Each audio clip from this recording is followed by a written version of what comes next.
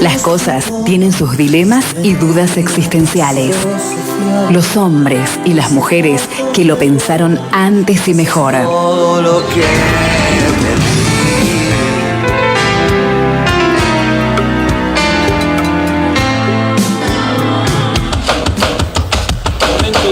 De oír la radio para comenzar a escucharla, que implica una acción, una articulación diferente.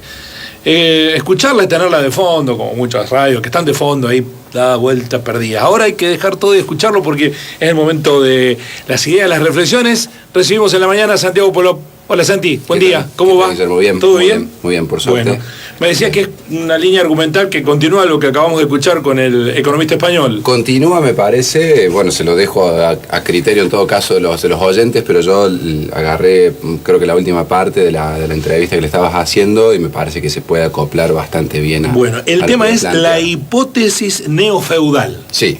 Escuchamos. Bien. Cuando se habla de hipótesis, se habla, digamos, ¿no?, de una suposición, ¿no?, o un entramado argumental hipotético de lo que podría estar sucediendo, ¿no? Una hipótesis es un intento de explicación, digámoslo así. Esto empieza con una pregunta, como toda reflexión, digamos, ¿no? Bueno, la pregunta es, ¿qué pasa con las democracias? ¿Son viables las democracias así como las conocemos? ¿Responden a lo que se espera de ellas? ¿Qué esperamos, en definitiva, de las democracias? Según Latino Barómetro, un instituto privado que se dedica a relevar la opinión sobre las democracias en América Latina, apenas un 49% de la muestra estudiada apoya la democracia como forma de gobierno en 2021. Un estudio hecho en 18 países, con más de 21.000 encuestas, da cuenta de un decrecimiento sostenido, es decir, una baja sostenida, en el apoyo a la democracia desde el año 2010, en donde era un 63% y ahora un 49%. En Argentina, la caída pronunciada ocurre a partir del año 2015, desde un 73% a un 55% medido en el año 2021. De su informe se desprende también un crecimiento al apoyo de opciones autoritarias, aunque es aún mayor el crecimiento de la indiferencia, un 27% de la muestra, frente a cualquier gobierno con tal de que resuelva sus problemas económicos. El segmento en que más crece la indiferencia es en el sub-25, alcanzando a un 31% de los encuestados. Un dato también interesante es el que surge de la relación entre la autoclasificación de clases sociales, es decir, cómo se percibe uno mismo en la clase social, y el apoyo no a la democracia. Allí se advierte que el mayor apoyo a la democracia proviene de las clases medias y bajas, y que a medida que aumenta la posición de clase social, aumenta la tendencia autoritaria y la indiferencia, según los números que arroja la propia encuesta. En relación a la relación entre educación y democracia, se advierte que la mayoría demócrata es la que atraviesa los sistemas educativos secundarios y superiores y de clase social más baja que alta. La clave educativa es además fundamental en la reducción de la indiferencia.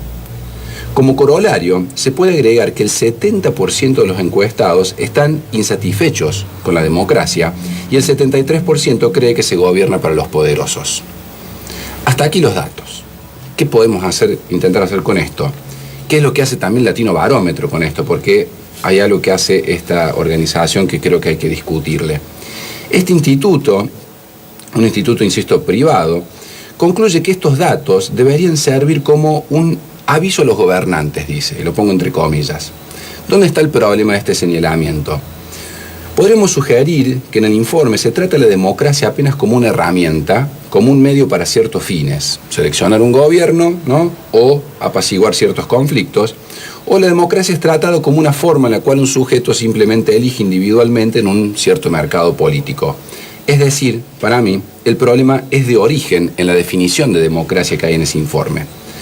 Desde otro punto de vista, uno en el que la democracia no es ni un tipo de procedimiento ni un tipo de sujeto, se puede pensar a la democracia, como un campo político en donde lo que se hace o lo que se va a hacer es hacer posible la disputa por lo que nos es común. El eje de la discusión entonces puede moverse. Común, cuando hablamos de lo común, hablamos de la vida, de los bienes que vinculan a esa vida y los sujetos que integran o no esos bienes y esa vida. Hay democracia si esos elementos del común pueden disputarse por aquellos que no participan sustancialmente de esos bienes o del cuidado de su vida. Democracia es entonces la incesante amplitud de lo común hacia la comunidad que se organiza alrededor de esos bienes y decide sobre ellos. Entonces, ¿sobre qué no estamos decidiendo como para estar tan insatisfechos con la democracia? Hay un elefante que nunca aparece en Latino Barómetro, que es la economía, y lo que su actual gestión política genera en nuestra forma de vida. Se trata del capitalismo, ese caballero, como decía Benjamin, al que no le gusta que lo nombren. Pero no alcanza con su anunciación. Hay que explicar un poco su estado actual como para intentar entender qué nos pasa como sujetos sujetados a su imperio, el imperio de esta lógica. La hipótesis neofeudal es una construcción de distintos pensadores de la economía, de la política, de la tecnología y de la filosofía para dar algunas claves de lectura sobre nuestro tiempo. Parten de una pregunta inquietante. ¿Es posible que el capitalismo se esté transformando en algo peor? La constatación es que el estado actual del mundo es catastrófico. Las desigualdades son más inequitativas, la producción está a niveles de explotación humana y ambientales horrorosos, la explotación laboral es permanente, los salarios medios no cesan de caer en todo el mundo desde los 70, de las décadas del 70, recién lo mencionaba el economista con el que hablabas, crece el desempleo, la marginalidad y la pobreza. Los estados nacionales están incapacitados, colonizados y sometidos por las deudas, las corporaciones y el sistema financiero, prácticamente igual que casi la mayoría de las personas que habitamos este planeta. La cantinela liberal de que nunca hubo tanta calidad de vida ni crecimiento de la expectativa de vida hace agua cuando se desagrega ese lema en los alcances reales a la población según su riqueza, género, color o pertenencia geográfica, y eso incluso en el interior de países como los Estados Unidos. La expectativa de vida, esa que se dice, pero la expectativa de vida es de 83 años hoy en algunos países desarrollados. Sí, en países como España es de 83 años, donde es el colega, pero en países como Sierra Leona es de 53 años. Hay 30 años de diferencia en la expectativa de vida. En Estados Unidos ocurre lo mismo con la población afrodescendiente y la población blanca. La población afrodescendiente tiene una expectativa de vida de hasta 10 años menores que la población blanca en ese país. Y tiene que ver con la distribución de la riqueza y las posibilidades. Jodi Dean, una politóloga norteamericana, indica que neofeudalismo es un concepto que sirve para iluminar las desigualdades extremas, la precariedad generalizada, el poder monopólico y la modificación del nivel del Estado. Digamos primero que feudo refiere a ciertas unidades, digamos, políticas, económicas y sociales que emergieron tras la caída del Imperio Romano. Estamos hablando de allá más o menos siglo IV después de Cristo, según el calendario de Don Gregorio. Y Europa vivió en feudos durante más de 1000 años. Incluso a mediados del siglo XIX, digamos, en 1800, en Alemania, ¿no? Alemania todavía estaba partida en más de 300 feudos, ¿no? En el feudo, esas historias de los feudos, ¿no? Como esas unidades donde había grandes muros y regía un señor, ¿no? El resto eran los vasallos, se decía. Imagínense, por ejemplo, como Game of Thrones, ¿no? Para que sea una idea, esas eran organizaciones feudales, ¿sí? En el feudo entonces regía un señor y el resto eran sus vasallos, sus obedientes. Obviamente lo que sucedía dentro del feudo dependía de lo que el poder allí establecía como legítimo. Dentro de su jurisdicción, la ley la decidía el señor. Esto se asemeja mucho, dice Jodi Dean, a lo que ocurre, por ejemplo, con las llamadas las GAFAM, las corporaciones tecnológicas. GAFAM es un acrónimo que es para identificar a Google, Amazon, Facebook, Alphabet y Microsoft, ¿no? Las grandes corporaciones. Grandes corporaciones tecnológicas que tienen su propia legislación laboral, que usan mano de obra barata e incluso gratuita, por ejemplo, todos nosotros dándole todo el tiempo, ¿no? Nuestros datos para que ellos ganen con eso. Y tienen incluso exenciones impositivas y protección de leyes estatales que los afectarían.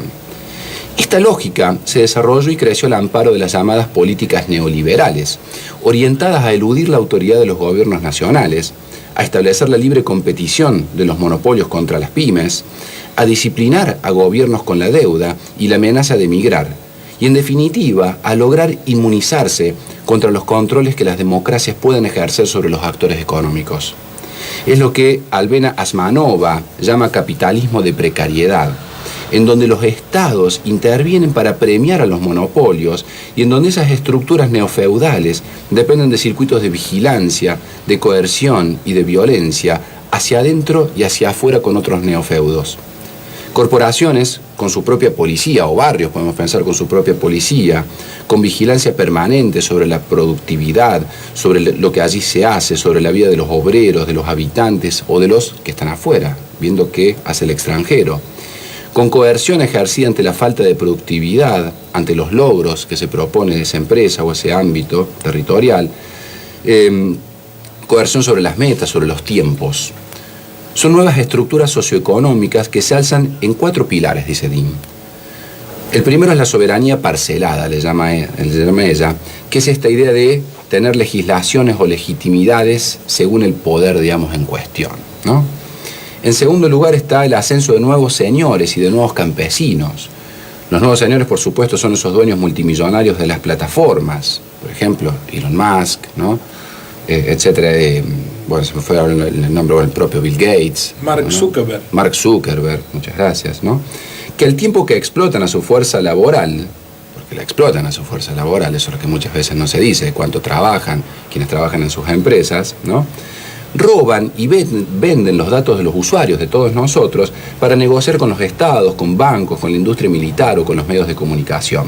A mí ya, perdón que Sí. te interrumpa, a mí ya que los identifiquemos me hace ruido. O sea, que Sí, sepamos que son dueños del mundo. Jeff Bezos, vos lo podés Jeff citar, Bezos. 5, 6, Es 10 tipos, es tremendo demencial. eso, ¿no? Es Porque vos demencial. me preguntabas, ¿cuál es el presidente de Mauritania? No sé. No sé. ¿Cuál es el presidente de Georgia? No sé. Y bueno, pero probablemente mucha de nuestra población, digamos, debe saber más sobre quién es el nuevo dueño de Twitter, de que no sé quién es el presidente de Chile. Tal cual, eso me hace un ruido tremendo. Es tremendo, ¿no? Y es indicativo de algo. El tercer pilar, dice Jordi Dean, es la interiorización. La interiorización es la división entre espacios vivibles y el resto de la sociedad. La sociedad invernadero para unos, como dice Ricardo Foster, en donde todo ocurre a una misma temperatura, 24 grados durante todo el año, ¿no? Y el resto viviendo en la angustia, en la ansiedad y en la humillación. Y finalmente, en cuarto lugar, ella ubica al catastrofismo, ¿no? El catastrofismo es la sensación de catástrofe que sigue a estas fuerzas neofeudales, pero que la motorizan ellas mismas. Es decir, esos neofeudos, dice ella, reclaman en contra de cualquier injerencia de la democracia, como decía Peter Thiel. Peter Thiel era el dueño de PayPal, esa plataforma, digamos, de pago, sistemas de pago virtual, y en la cual él, digamos, insistía en que debían crear unidades, por ejemplo, espaciales o en el mar, por fuera de los estados, por fuera de cualquier tipo de control democrático sobre su riqueza, ¿no? Peter Thiel, para que lo busque quien lo quiera buscar. Pero que esto es también básicamente lo que defienden las fuerzas políticos económicas que se oponen a reclamar el pago de impuestos a quienes se fugaron y evadieron miles de millones de dólares en nuestro país, ¿no? El catastrofismo es decir, bueno, los controlamos a esas personas o esos actores, controlamos a esas empresas y se viene la debacle. No podemos controlar a la riqueza, es la lógica esa, ¿no? Lo que unifica este mundo neofeudal es entonces la intensificación, en definitiva, de las desigualdades económicas entre quienes vivimos en este mundo. Los partidos y movimientos que insisten en señalar que el problema es el Estado y que hay que dejar operar por sí solo el mercado capitalista, básicamente están militando la ruptura de las últimas barreras que impiden el salvajismo neofeudal. Si prestamos atención, sus ataques se centran en los derechos humanos de segunda y de tercera generación, los llamados derechos económicos, políticos, sociales y culturales, y los ataques se centran también en los espacios en que aún se provoca la vinculación y la participación colectiva en la determinación del hacer individual y social, que son los sindicatos, por ejemplo, la educación y la salud públicas, las lógicas de producción cooperativista. Allí, con estos, los sujetos en esos espacios participan y resignifican los bienes que no pertenecen a nadie. De hecho, podemos pensar que esos derechos de segunda y de tercera generación y esos espacios ejercen una permanente desapropiación de los bienes comunes. Evidentemente, esos sujetos y esos derechos estamos perdiendo. La insatisfacción con la democracia no es por el fracaso de sus fines o de sus valores, sino por el avance implacable de su antagonista, que es el privilegio de la afiliación del poder a la riqueza, que es apenas de unos pocos y que podemos nombrar incluso fácilmente. Y otros, por supuesto, que no les gustan que los nombren, ¿no? Ahora bien, entonces hay que hablar de la riqueza, no de la pobreza. De la pobreza sabemos todo, de la riqueza no sabemos nada, mientras organiza paciente e implacablemente el neofeudalismo. Latino Barómetro hacía, creo yo, la pregunta equivocada. En lugar de preguntar, ¿estaría dispuesto a tolerar un gobierno no democrático si resuelve sus problemas económicos? Tal vez podremos proponerle la siguiente pregunta. ¿Estaría dispuesto a modificar la estructura económica neofeudal o monopólica si con ello resuelve los problemas de la democracia? Si con ello resuelve democráticamente los problemas en torno a la vida, los sujetos y los bienes comunes? Yo no me dedico a las encuestas, pero me gustaría plantear eso. Gracias, un lujazo. Como siempre, una ramaladas. Te mueve el árbol cada vez que viene Santiago para hacernos pensar respecto a estas cuestiones. Es muy interesante, las encuestas se potencian desde las estructuras que buscan realimentar el propio sistema. Exacto, en definitiva es muy loco porque el mensaje básicamente es antipolítico, digamos, ¿no? de ese encuestado. Y esa otra cuestión que mencionas, que nunca se habla de economía, se habla de crisis de la democracia y no se la linkea con, bueno, está en crisis porque la economía no funciona. Claro, la crisis de gobernabilidad, pero veamos cuáles son los poderes que gobiernan nuestras democracias. Nuestras democracias no las gobiernan, no podemos pensar todavía en el año 2022 que nuestras democracias están gobernadas realmente por los poderes, digamos, ¿no?, de la organización estatal. Eso es un análisis simplificador, ¿no?, y que esconde, digamos, la mayor parte del problema. Lo dijo magistralmente en la mañana Santiago Poló, filósofo, politólogo. Hasta la próxima, Santi. Hasta la próxima, un gusto, gracias.